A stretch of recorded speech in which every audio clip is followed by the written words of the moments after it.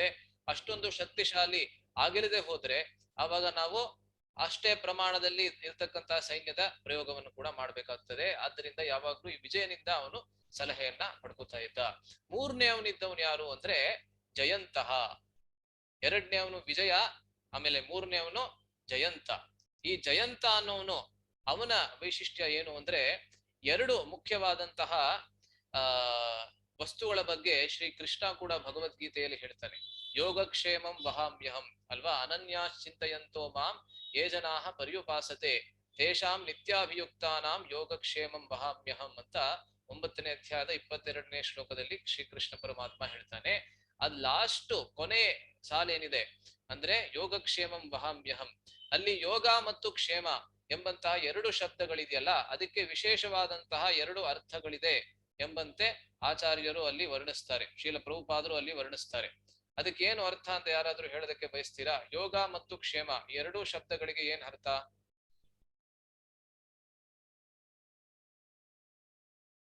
ಯಾರಾದ್ರೂ ಹೇಳಕ್ಕೆ ಬಯಸ್ತೀರಾ ಇಲ್ಲಿ ನೆರೆದಿರುವಂತವ್ರು? ಯೋಗ ಮತ್ತು ಕ್ಷೇಮ ಎರಡಕ್ಕೆ ಏನರ್ಥ ಯಾರಿಗಾರು ಗೊತ್ತಿದ್ಯಾ? ಇಲ್ಲದನ್ನು ಕೊಟ್ಟು ಕೊಟ್ಟದ್ದನ್ನು ರಕ್ಷಿಸುವುದು. ಹಾ ಹಾ ಹಾ ಹಾ ಇವರು ಭಗವದ್ಗೀತೆಯನ್ನು ಓದಿದ್ದಾರೆ, ವಾಸು ಅವರು, ವಾಸು ಪ್ರಭುಗಳು, ಧನ್ಯವಾದಗಳು. ಸೊ ಯೋಗ ಅಂದ್ರೆ ಏನು? ಯೋಗ ಅಂದ್ರೆ ನಮ್ಮ ಹತ್ರ ಏನಿಲ್ಲ ಅದನ್ನ ಪಡ್ಕೊಳ್ಳೋದಿದೆಯಲ್ಲ ಅದು ಯೋಗ. ಕ್ಷೇಮ ಅಂದ್ರೆ ಏನಿದೆ ಅದನ್ನ ಸಂರಕ್ಷಿಸ್ಕೊಳ್ಳೋದು. ಅದೇ ರೀತಿಯಲ್ಲಿ ವಿಜಯ ಎಂಬುವನು ಯಾವುದು ಇರ್ಲಿಲ್ಲ ದಶರಥನ ಹತ್ರ, ಅದನ್ನ ತಂದು ಕೊಡ್ತಾ ಇದ್ದ. ಮತ್ತು ಈ ಜಯಂತ ಅನ್ನೋನ್ ಏನ್ ಮಾಡ್ತಾ ಇದ್ದ? ಯಾವ್ದಾಗ್ಲೇ ಇದೆ ಅದನ್ನ ಸಂರಕ್ಷಣೆ, ಅದರ ಸಂರಕ್ಷಣೆ ಅವನ ಹೊಣೆಯಾಗಿತ್ತು. ಆದ್ರಿಂದ ಜಯಂತ ಎಂಬುವನು ದಶರಥನಿಗೆ ಯಾವುದನ್ನ ಆಗ್ಲೇ ಅವನು ಪಡ್ಕೊಂಡಿದ್ದ, ಯಾವ ಯಾವ ಸಂಪತ್ತನ್ನ ಆಗ್ಲೇ ಪಡ್ಕೊಂಡಿದ್ದ ಅದನ್ನ ಹೇಗೆ ಸಂರಕ್ಷಿಸ್ಕೋಬೇಕು ಎಂಬುದಕ್ಕೆ ದಶರಥನಿಗೆ ಸೂಕ್ತವಾದಂತಹ ಶ್ರೇಷ್ಠವಾದಂತಹ ಸಲಹೆಯನ್ನ ಯಾವಾಗ್ಲೂ ಕೊಡ್ತಾ ಇದ್ದ. ವಿಶೇಷವಾಗಿ ಮ್ಯಾನೇಜ್ಮೆಂಟ್ ಅಲ್ಲಿ ನಾವು ನೋಡಿದ್ರೆ, ವ್ಯವಸ್ಥಾಪನೆಯಲ್ಲಿ ನಾವು ನೋಡಿದ್ರೆ ಈ ಎರಡರಲ್ಲಿ ಹೆಚ್ಚಿನ ಮುಖ್ಯತೆ ಪ್ರಾಮುಖ್ಯತೆಯನ್ನ ಯಾವ್ದಕ್ಕೆ ಕೊಟ್ಟಿದ್ದಾರೆ ಅಂದ್ರೆ ಸಂರಕ್ಷಣೆಗೆ ಅಲ್ವಾ. ವಿಸ್ತರಣೆಗಿಂತ ಸಂರಕ್ಷಣೆ ಮುಖ್ಯ ಅಂತ ವ್ಯವಸ್ಥಾಪನೆಯಲ್ಲಿ ಮ್ಯಾನೇಜ್ಮೆಂಟ್ ಗುರುಗಳು ಹೇಳ್ತಾರೆ ಅಲ್ವಾ. ಸೊ ಈ ಮೂರನೇ ಅವನು ಜಯಂತ ಏನಿದ್ದ ಅವನು ಬಹಳ ಮುಖ್ಯವಾದಂತಹ ಮಂತ್ರಿ ಅಲ್ಲಿ ಆಗಿದ್ದ. ಸೊ ದೃಷ್ಟಿ ವಿಜಯ ಜಯಂತಹ. ನಾಲ್ಕನೇ ಅವನು ಯಾರಿದ್ದ? ಅವನ ಹೆಸರು ಸಿದ್ಧಾರ್ಥ. ಅವನ ಹೆಸರು ಏನಾಗಿತ್ತು? ಸಿದ್ಧಾರ್ಥ. ಈ ಸಿದ್ಧಾರ್ಥ ಅವನವನು ಏನ್ ಮಾಡ್ತಾ ಇದ್ದ ಅಂದ್ರೆ ಪ್ರತಿಯೊಬ್ಬ ನಾಗರಿಕನಿಗೂ ಕೂಡ, ಪ್ರತಿಯೊಬ್ಬ ಸಿಟಿಸನ್ ನಾಗರಿಕ ಅಂತ ಹೇಳ್ತಾರೆ ತಾನೆ. ಸೊ ಪ್ರತಿಯೊಬ್ಬ ನಾಗರಿಕನಿಗೂ ಕೂಡ ಯಾವ ಯಾವ ಸಂಪನ್ಮೂಲಗಳು ರಿಸೋರ್ಸಸ್ ಅವಶ್ಯಕತೆ ಇತ್ತು, ಎಲ್ಲರಿಗೂ ಮೂಲಭೂತವಾದಂತಹ ಅಗತ್ಯಗಳು ಅಂತ ಇರ್ತದೆ. ಫುಡ್, ಕ್ಲೋದಿಂಗ್, ಶೆಲ್ಟರ್ ಅನ್ನೋ ಹಾಗೆ, ಅಂದ್ರೆ ಆಹಾರ ಮತ್ತೆ ಬಟ್ಟೆ ಮತ್ತು ಇರುವುದಕ್ಕೆ ಒಂದು ಮನೆ, ಆ ರೀತಿಯಾಗಿರ್ತಕ್ಕಂತಹ ಮೂಲಭೂತವಾದಂತಹ ಅಗತ್ಯಗಳು. ಅದಲ್ಲದೆ ಬಹಳಷ್ಟು ಸಂಪನ್ಮೂಲಗಳು ಒಬ್ಬ ಮನುಷ್ಯನಿಗೆ ಬೇಕಾಗಬಹುದು. ಅದೆಲ್ಲದರ ನಿರ್ವಹಣೆ, ರಿಸೋರ್ಸ್ ಮ್ಯಾನೇಜ್ಮೆಂಟ್ ಅನ್ನೋದೇನಿದೆ ಅದನ್ನ ಬಹಳ ಎಫೆಕ್ಟಿವ್ ಆಗಿ, ಬಹಳ ಚಾಣಾಕ್ಷತೆಯಿಂದ, ಬಹಳ ದಕ್ಷತೆಯಿಂದ ಇವನು ನಾಲ್ಕನೇ ಮಂತ್ರಿ ಯಾರಿದ್ದ ಅವನು ಅದನ್ನ ಮಾಡ್ತಾ ಇದ್ದ. ಅವನ ಹೆಸರು ಸಿದ್ಧಾರ್ಥ. ಮತ್ತು ಐದನೇ ಅವನ ಹೆಸರು ರಾಷ್ಟ್ರವರ್ಧನ ಅಂತ, ಆಯ್ತಾ. ಸೊ ದೃಷ್ಟಿ, ವಿಜಯ, ಜಯಂತ, ನಾಲ್ಕನೇ ಅವನು ಸುರಾಷ್ಟ್ರ. ಸೊ ಕ್ಷಮಿಸಿ, ಅವನ ಹೆಸರು ಸುರಾಷ್ಟ್ರ. ಸುರಾಷ್ಟ್ರನಿಗೆ ಮತ್ತೊಂದು ಏನು ಹೆಸರು ಇತ್ತು ಅಂದ್ರೆ ಅರ್ಥ ಸಾಧಕ. ಸೊ ನಾಲ್ಕನೇ ಅವನು ಅರ್ಥ ಸಾಧಕ. ಅವನ ಮುಖ್ಯವಾದಂತಹ ಕರ್ತವ್ಯ ಏನಾಗಿತ್ತು ಅಂದ್ರೆ ರಾಷ್ಟ್ರದಲ್ಲಿ, ಒಂದು ರಾಷ್ಟ್ರವನ್ನ ನಾವು ನಡೆಸಬೇಕಾದ್ರೆ ರಾಷ್ಟ್ರದಲ್ಲಿ ದುಡ್ಡಿರ್ಬೇಕು, ಅದರ ಟ್ರೆಷರಿಯಲ್ಲಿ, ಅದರ ಹಣಕೋಶದಲ್ಲಿ ಸಾಕಷ್ಟು ಹಣ ಇರಬೇಕು ಅಲ್ವಾ. ಸಾಕಷ್ಟು ನಾಣ್ಯಗಳು, ಸುವರ್ಣ ನಾಣ್ಯಗಳು ಆಗಿನ ಕಾಲದಲ್ಲಿ ಅದೆಲ್ಲ ಇರಬೇಕು. ಅದೆಲ್ಲ ಎಲ್ಲಿಂದ ಬರುತ್ತೆ? ಕರ ವಸೂಲಿಯಿಂದ ಮಾಡೋದ್ರಿಂದ ಅಲ್ವಾ, ತೆರಿಗೆಯನ್ನ ವಸೂಲಿ ಮಾಡೋದ್ರಿಂದ, ಟ್ಯಾಕ್ಸ್ ಮಾಡೋದ್ರಿಂದ, ಟ್ಯಾಕ್ಸ್ ಅನ್ನ ಹಿಡಿಯೋದ್ರಿಂದ. ಆದ್ರಿಂದ ಆ ಟ್ಯಾಕ್ಸ್ ಮ್ಯಾನೇಜ್ಮೆಂಟ್ ಏನಿತ್ತು, ಕರ ವಸೂಲಿಯನ್ನ ಮಾಡೋದು ಮುಖ್ಯವಾಗಿ ಈ ಅರ್ಥ ಸಾಧಕ. ಆದ್ದರಿಂದ ಅವನಿಗೆ ಅರ್ಥ ಸಾಧಕ ಅಂತ ಹೆಸರು. ಅಂದ್ರೆ ಅರ್ಥವನ್ನ, ಅರ್ಥ ಅಂದ್ರೆ ಹಣ ಅಂತ ಒಂದು ಅರ್ಥ ಇದೆ ಅದಕ್ಕೆ. ಆದ್ದರಿಂದ ಅರ್ಥ ಸಾಧಕ. ನೋಡಿ, ಒಂದೊಂದು ಹೆಸರಿಗೂ ತಕ್ಕ ಹಾಗೆ ಅವರು ತಮ್ಮ ಕಾರ್ಯಗಳನ್ನು ಕೂಡ ನಿರ್ವಹಿಸ್ತಾ ಇದ್ರು. ಮತ್ತೆ ಆರನೇ ಅವನ ಹೆಸರು ಅಕೋಪ. ಅಕೋಪನಿಗೆ ಅಶೋಕ ಅಂತ ಮತ್ತೊಂದು ಹೆಸರು ಕೂಡ ಇತ್ತು. ಅಂದ್ರೆ ಯಾರು ಕೂಡ ಆ ರಾಜ್ಯದಲ್ಲಿ ಯಾರು ಕೂಡ ಶೋಕದಲ್ಲಿ ಇಲ್ಲದೆ ಇರುವಂತೆ ನೋಡಿಕೊಳ್ಳೋದು ಅವನ ಜವಾಬ್ದಾರಿ ಆಗಿತ್ತು. ಯಾರೇ ಆಗಿದ್ರು ಕೂಡ, ಯಾವನು ಒಬ್ಬ ಬಡವ ಆಗಿರಬಹುದು, ಕಡು ಬಡವ ಆಗಿರಬಹುದು, ಅಥವಾ ಅವನು ದೊಡ್ಡ ಶ್ರೀಮಂತ ಆಗಿರಬಹುದು, ಒಬ್ಬ ಬ್ರಾಹ್ಮಣನಾಗಿರಬಹುದು, ಒಬ್ಬ ಇಲ್ಲಾಂದ್ರೆ ಚಾಂಡಾಲನೇ ಆಗಿರಬಹುದು, ಅವನು ಬಂದು ತನ್ನ ಶೋಕದಲ್ಲಿದ್ದಂತಹ ಪರಿಸ್ಥಿತಿಯನ್ನ ಈ ಅಶೋಕನಿಗೆ ಅಥವಾ ಅಕೋಪನಿಗೆ ಹೇಳಬಹುದಾಗಿತ್ತು. ಆವಾಗ ಅವನೇನ್ ಮಾಡ್ತಾ ಇದ್ದ, ಅದಕ್ಕೆ ಸೂಕ್ತವಾದಂತಹ ವ್ಯವಸ್ಥೆಯನ್ನ ಪ್ರತಿಯೊಬ್ಬ ನಾಗರಿಕರಿಗೂ ಕೂಡ ಮಾಡಿಕೊಡ್ತಾ ಇದ್ದ. ಸೊ ಈ ರೀತಿ 6ನೇ ಒಬ್ಬ ಮಂತ್ರಿ. 7ನೆಯ ಮಂತ್ರಿ ಯಾರು ಅಂದ್ರೆ ಅವನ ಹೆಸರು ಧರ್ಮಪಾಲ. ಈ ಧರ್ಮಪಾಲ ಅಂದ್ರೆ ಧರ್ಮವನ್ನ ಪಾಲಿಸುವುದು, ಅಂದ್ರೆ ಸಂಪೂರ್ಣವಾದಂತಹ ಅಯೋಧ್ಯ ಸಾಮ್ರಾಜ್ಯ ಏನಿತ್ತು ಅದು ಧರ್ಮದ ಪಾಲನೆಯನ್ನ ಮಾಡುವಂತೆ ನೋಡಿಕೊಳ್ಳುವಂತಹ ಜವಾಬ್ದಾರಿ ಅದು ಯಾರದಾಗಿತ್ತು ಅಂದ್ರೆ ಈ 7ನೆಯ ಮಂತ್ರಿ. ಅವನ ಹೆಸರು ಧರ್ಮಪಾಲ. ಅವನ ಹೆಸರು ಮತ್ತೊಂದು ಹೆಸರು ಮಂತ್ರಪಾಲ ಅಂತ ಕೂಡ ಇತ್ತು. ಅಂದ್ರೆ ಅವನು ಪಾಲಿಸಿ ಮೇಕರ್ ಆಗಿದ್ದ, ನಿಯಮಗಳನ್ನ ಸೃಷ್ಟಿ ಮಾಡುವನು. ದಶರಥನ ಆ ಪರ್ಮಿಷನ್ ಇಂದ ಅಂದ್ರೆ ಅನುಮತಿಯಿಂದ ಅವನು ನಿಯಮಗಳನ್ನ ಅಲ್ಲಿ ಸೃಷ್ಟಿ ಮಾಡ್ತಾ ಇದ್ದ, ಮತ್ತು ಆ ನಿಯಮಗಳನ್ನ ಪ್ರತಿಯೊಬ್ಬ ನಾಗರಿಕನು ಕೂಡ ಫಾಲೋ ಮಾಡೋ ತರಹ, ಅಂದ್ರೆ ಅನುಯಾಯ ಮಾಡೋ ತರಹ ಅವನು ನೋಡ್ಕೋತಾ ಇದ್ದ. ಇದು 7ನೆಯ ಮಂತ್ರಿ. ಮತ್ತು ಕೊನೆಯದಾಗಿ 8ನೇ ಮಂತ್ರಿ. ಅವನು ಬಹಳ ಪ್ರಸಿದ್ಧವಾದಂತಹ ಮಂತ್ರಿ. ಪ್ರಾಯಶಃ ದಶರಥ ಯಾವುದೇ ಒಂದು ಸಂದಿಗ್ಧ ಪರಿಸ್ಥಿತಿಯಲ್ಲಿದ್ರು ಕೂಡ ಮೊದಲು ಅವನು ಕರಿತಾ ಇದ್ದಿದ್ರು ಈ 8ನೆಯ ಮಂತ್ರಿ. ಅವನ ಹೆಸರು ಏನು, ಯಾರಿಗಾರು ಗೊತ್ತಿದ್ಯಾ? ಎಲ್ಲರಿಗೂ ಗೊತ್ತಿರುತ್ತೆ ಅಂತ ಅನ್ಕೋತೀನಿ. ಅವನ ಹೆಸರೇನು? ಬಹಳ ಮುಖ್ಯವಾದಂತ ಪ್ರಸಿದ್ಧವಾದಂತ ದಶರಥನ ಮಂತ್ರಿ. ಅವನ ಹೆಸರೇನು? ಸುಮಂತ್ರ. ಸುಮಂತ್ರ. ಧನ್ಯವಾದಗಳು ಮಾತಾಜಿ. ಅವನ ಹೆಸರು ಸುಮಂತ್ರ. ಸುಮಂತ್ರ. ಸೊ ಸಂಸ್ಕೃತದಲ್ಲಿ ಉಪಸರ್ಗಗಳು, ಇವಾಗ ಮಂತ್ರಿ ಎನ್ನುವುದು ಒಂದು ಮೂಲಭೂತ ಒಂದು ಶಬ್ದ ಇದೆ, ಅದಕ್ಕೆ ಸು ಅಥವಾ ದು ಅಂತ ಸೇರಿಸಬಹುದು. ಆವಾಗ ವಿರುದ್ಧಾರ್ಥಗಳು ಬರುಬಿಡುತ್ತೆ, ಅದಕ್ಕೆ ಉಪಸರ್ಗ ಅಂತ ಹೆಸರು. ಪ್ರತಿಯೊಂದು ಭಾಷೆಯಲ್ಲಿ ಇಂಗ್ಲಿಷಲ್ಲಿ ಕೂಡ ಅದಿದೆ. ಅದೇ ರೀತಿ ಸುಮಂತ್ರ ಅಂದ್ರೆ ಸುಷ್ಟು ಮಂತ್ರ, ಅಂದ್ರೆ he was a perfect minister. ಅಂದ್ರೆ ಅವನಲ್ಲಿದ್ದಂತಹ ಅನುಭವ ಎಲ್ಲರಿಗಿಂತ ವರಿಷ್ಠನಾಗಿದ್ದಂತಹ ಮಂತ್ರಿ ಅವನು. ಈ 8 ಜನರಲ್ಲಿ ಎಲ್ಲರಿಗಿಂತ ವರಿಷ್ಠನಾಗಿರ್ತಕ್ಕಂತ ಮಂತ್ರಿ. ದಶರಥನ ಸಾಮ್ರಾಜ್ಯದ ಸೇವೆಯನ್ನ ಬಹಳ ವರ್ಷಗಳಿಂದ ಮಾಡ್ಕೊಂಡು ಬಂದಿದ್ದಾನೆ. ಆದ್ದರಿಂದ ಎಲ್ಲರೂ ಕೂಡ ಅವನಿಗೆ ಬಹಳ ಆದರವನ್ನ ಕೊಡ್ತಾ ಇದ್ರು. ಅವನನ್ನ ಕಂಡ್ರೆ ಬಹಳಷ್ಟು ಜನರಿಗೆ, ಬಹಳಷ್ಟು ಅಲ್ಲ, ಸಂಪೂರ್ಣವಾದಂತಹ ಸಾಮ್ರಾಜ್ಯಕ್ಕೆ ಅವನನ್ನ ಕಂಡ್ರೆ ಬಹಳ ಆದರ ಮತ್ತು ಸಮ್ಮಾನ ಅವನಿಗೆ ಕೊಡ್ತಾ ಇದ್ರು. ಅವನ ಹೆಸರು ಸುಮಂತ್ರ ಅಲ್ವಾ? ಸೊ ಅವನು ಏನ್ ನುಡಿದಿದ್ರು ಕೂಡ, ಸುಮಂತ್ರ ಏನನ್ನ ನುಡಿತಾ ಇದ್ದ ಅದೇ ಪರಮ ಸತ್ಯ ಅಂತ ಅಯೋಧ್ಯ ಸಾಮ್ರಾಜ್ಯ ಹಾಗೆ ನಡ್ಕೋತಾ ಇತ್ತಂತೆ. ಆ ರೀತಿ ಅವನು ಎಲ್ಲರ ವಿಶ್ವಾಸವನ್ನ ಗೆದ್ದಿದ್ದ. ಸೊ 8 ಮಂತ್ರಿಗಳ ಕಥೆಗಳನ್ನ ಮತ್ತು 8 ಮಂತ್ರಿಗಳ ವೈಶಿಷ್ಟ್ಯತೆಯನ್ನ ಏನಿದೆ ಅದನ್ನ ವಾಲ್ಮೀಕಿ ಮುನಿಗಳು ಇಲ್ಲಿ ವರ್ಣಿಸ್ತಾರೆ. ಇದಾದ ಮೇಲೆ ಏನ್ ಮಾಡ್ತಾರೆ ಅಂದ್ರೆ, ಇವಾಗ ದಶರಥನ ಕಥೆಯನ್ನ ಮತ್ತು ದಶರಥನ ವ್ಯಥೆಯನ್ನ, ಕಥೆ ಮತ್ತು ವ್ಯಥೆ ಎರಡನ್ನು ಒಟ್ಟಿಗೆ ಅವರು ವರ್ಣಿಸ್ತಾರೆ. ಸೊ ನಿಜವಾಗ್ಲೂ ಬಾಹಿರವಾಗಿ ನಾವು ನೋಡಿದ್ರೆ, ಬಹಿರ್ದೃಷ್ಟಿಯಿಂದ ನೋಡಿದ್ರೆ ದಶರಥ ಬಹಳ ಸಂತೋಷಕರವಾದಂತಹ ಪರಿಸ್ಥಿತಿಯಲ್ಲಿದ್ದ. ಏಕೆಂದ್ರೆ ಅವನತ್ತ ಸಂಪೂರ್ಣವಾದಂತಹ ವಿಶ್ವವೇ ಅವನ ರಾಜ್ಯವಾಗಿತ್ತು. ಅಯೋಧ್ಯೆ ಎಂಬಂತಹ ಪುರಿಯಲ್ಲಿ ಬಹಳ ಎಲ್ಲಾ ಸಂಪನ್ಮೂಲಗಳಿಂದ, ಎಲ್ಲಾ ಸಂಪತ್ತಿನಿಂದ ಅವನು ಮೆರೆದಾಡ್ತಾ ಇದ್ದ. ದಶರಥನಿಗೆ ಎಷ್ಟು ಜನ ಹೆಂಡ್ತೀರಿದ್ರು ಯಾರಿಗಾರು ಗೊತ್ತಿದ್ಯಾ? ಈ ತರಹದ ಯಾರಕ್ಕಪ್ಪ ಇಷ್ಟು ಸುಲಭವಾದಂತ ಪ್ರಶ್ನೆಗಳನ್ನ ಕೇಳ್ತಾ ಇದ್ದೀನಿ ಅಂತ ಬಹಳಷ್ಟು ಜನ ಅನ್ಕೋಬಹುದು. ಅದಕ್ಕೆ ಸ್ವಲ್ಪ ಯೋಚಿಸ್ಬಿಟ್ಟು ಹೇಳಿ. ದಶರಥನಿಗೆ ಎಷ್ಟು ಜನ ಹೆಂಡ್ತೀರಿದ್ರು? 3 ಜನ. 3. ಓಕೆ. ಬೇರೆ ಯಾರಾದ್ರೂ ಏನಾದ್ರು ಹೇಳಕ್ಕೆ ಇಷ್ಟಪಡ್ತೀರಾ? 3 ಅಂತ ಅಲ್ಲ, 3 ಇನ್ನೇನಿದೆ ಅಂತ. ಸೊ ಬೇರೆ ಯಾರಾದ್ರೂ 300 ಏನಾ? 300. ಓಕೆ. ನೀವೆಲ್ಲ ರಾಮಾಯಣವನ್ನು ಓದಿದ್ದೀರಾ ಅಂತ ಅನ್ಕೋತೀನಿ. ಧನ್ಯವಾದಗಳು. ನಿಜವಾಗ್ಲೂ ದಶರಥನಿಗೆ ಇದ್ದಂತಹ ಪತ್ನಿಯರ ಸಂಖ್ಯೆ 353. 353. ಆಯ್ತಾ? ಎಷ್ಟಿತ್ತು? 353. ಆ ಒಂದಿಬ್ರು ಹೆಂಡತಿಯರನ್ನೇ ಸಂಭಾಳಿಸೋಕ್ಕಾಗೋದಿಲ್ಲ. ಇಬ್ರು ಬಿಟ್ಬಿಡಿ, ಒಬ್ಬರನ್ನೇ ಸಂಭಾಳಿಸೋದಕ್ಕಾಗೋದಿಲ್ಲ. 353 ಹೆಂಡತಿಯರನ್ನ ಹೇಗಾದ್ರೂ ಸಂಭಾಳಿಸ್ತಾ ಇದ್ದ. ಇದು ತ್ರೇತಾಯುಗದ ಮಾತು. ಸೊ ಅದ್ ಹೇಗೆ ಅಷ್ಟೊಂದು ಜನ ಹೆಂಡತಿಯರು ಬಂದ್ರು ಎಂಬುದಕ್ಕೆ ಒಂದು ಕಥೆ ಇದೆ, ಎಲ್ಲರಿಗೂ ಗೊತ್ತಿದೆ ಅಂತ ಅನ್ಕೋತೀನಿ. ಆದ್ರೂ ನಾನು ಹೇಳ್ಬಿಡ್ತೀನಿ. ವಿಶೇಷವಾಗಿ ಅವನಿಗೆ ಮದುವೆ ಆಗಿದ್ದು, ಅವನಿಗೆ ಇದ್ದಂತಹ ಪಟ್ಟರಾಣಿ ಇಂದ್ರು 3 ಜನ. ಅವ್ರ ಹೆಸರು ನಮಗೆ ಗೊತ್ತಿದೆ, ಕೌಸಲ್ಯೆ, ಸುಮಿತ್ರೆ ಮತ್ತು ಕೈಕೇಯಿ ಅಲ್ವಾ. 3 ಜನ ಅವರ ಪಟ್ಟರಾಣಿ ಅಂತ ಇದ್ರು, ಅಂದ್ರೆ ಪ್ರಿನ್ಸಿಪಲ್ ಕ್ವೀನ್ಸ್. ಅದನ್ನ ಬಿಟ್ಟು 350 ಹೆಂಡತಿರು ಕೂಡ ಅವನಿಗೆ ಇದ್ರು. ಯಾವ ಸಂದರ್ಭದಲ್ಲಿ ಅಷ್ಟೊಂದು ಜನ ಬಂದ್ರು ಅಂದ್ರೆ, ಯಾವಾಗ ಪರಶುರಾಮ, ನಮಗೆಲ್ಲ ಗೊತ್ತಿದೆ ಪರಶುರಾಮ ಯಾವಾಗ ಕಾರ್ತ್ಯವೀರ್ಯ ಅರ್ಜುನನ ಮೇಲೆ ಅವನಿಗೆ ಬಹಳ ಕೋಪ ಬರುತ್ತೆ, ಮತ್ತು ಯಾಕೆಂದ್ರೆ ಕಾರ್ತ್ಯವೀರ್ಯ ಅರ್ಜುನ ತನ್ನ ತಂದೆಯಾದಂತಹ ಜಮದಗ್ನಿಯನ್ನ ಸಾಯಿಸ್ಬಿಟ್ಟಿರ್ತಾನೆ. ಆದ್ದರಿಂದ ಕಾರ್ತ್ಯವೀರ್ಯ ಅರ್ಜುನನನ್ನ ಅವನು ಮೊದಲು ಕೊಲ್ತಾನೆ. ಅದಾದ ಮೇಲೆ ಸಮಸ್ತ ಕ್ಷತ್ರಿಯರನ್ನ ನಾನು ನಿರ್ನಾಮ ಮಾಡ್ಬಿಡ್ತೀನಿ ಈ ಸಂಪೂರ್ಣವಾದಂತಹ ಜಗತ್ತಿನಿಂದ ಅಂತ ಹೇಳಿ ಒಂದು ವ್ರತವನ್ನ ತೊಟ್ಟು 21 ಜನರೇಷನ್, 21 ಜನಾಂಗ ಕ್ಷತ್ರಿಯರನ್ನ ಅವರು ನಿರ್ನಾಮ ಮಾಡ್ತಾರೆ. ಆ ಸಮಯದಲ್ಲೇ ದಶರಥ ಇದ್ದ. ಸೊ ಅಯೋಧ್ಯೆಯಲ್ಲಿ ಇದ್ದಂತಹ ದಶರಥನನ್ನು ಕೂಡ ನಾನು ಮುಗಿಸ್ಬೇಕು ಅಂತ ಪರಶುರಾಮರು ಬರ್ತಾರೆ.